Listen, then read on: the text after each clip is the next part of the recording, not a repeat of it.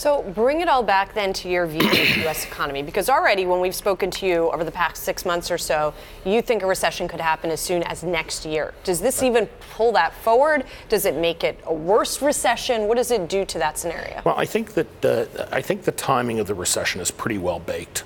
I mean, there are things here at the margin that could make it come a little faster or slow it down. So it would obviously increase the risk that the recession comes sooner, but not, I think, to a great extent.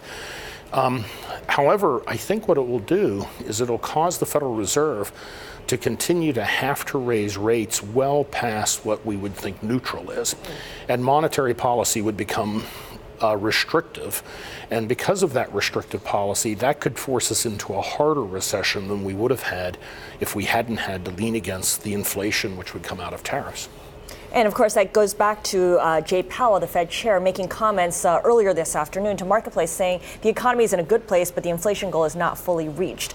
How far behind the curve does this risk putting the Fed at?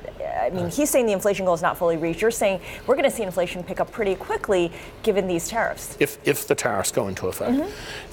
Yeah, I think it's really interesting. I think the pressure would start to appear in the fourth quarter. It would spill over into next year. It would, I think, be a lot more powerful than people think. I mean, we just talked about automobiles. It's easy to see how automobiles could add 1% to inflation. But when you've got more goods coming in, you could see a real surge in the inflation rate. And that's going to cause the Federal Reserve to say, you know what, maybe we have to pick up the pace on tightening.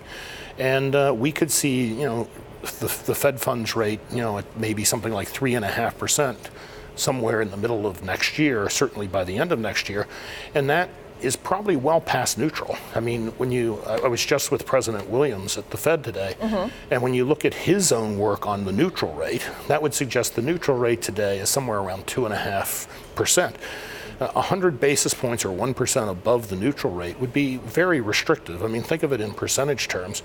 We're talking about, a Fed funds rate or an overnight rate that maybe is 40% above what would be neutral. That's a fairly restrictive policy. And meantime, the Fed will continue unwinding its balance sheet as well, which is another form of tightening. That's right. And so all of this is coming at the same time. And then the last piece of this is, the tax cuts. People forget that economic growth is a rate of change. It's not an absolute level. So the surge in earnings that we're getting, the surge in growth we're getting is coming because of the tax cuts. But when those tax cuts don't happen again, that growth rate's going to flatten out or probably decline. So at the same time that we're fighting this inflation battle, we may very well find that the economy's losing momentum. And that would be an extremely difficult situation for the Federal Reserve. Yeah, get those difficult comparisons as a result.